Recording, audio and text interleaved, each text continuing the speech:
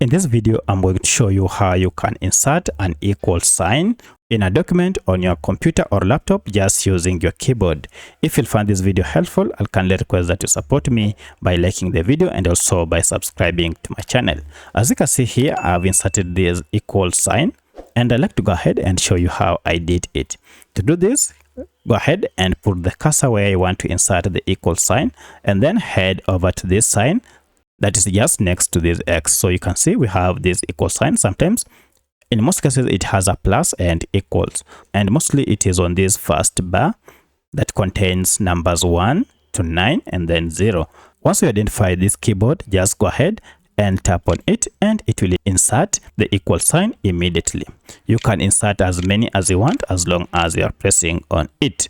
So that's how you can simply insert an equal sign on any document or on a mathematical problem using your computer or laptop keyboard. If you have any other question, kindly let me know in the comment section. Otherwise, thanks for watching and let's meet in the next video.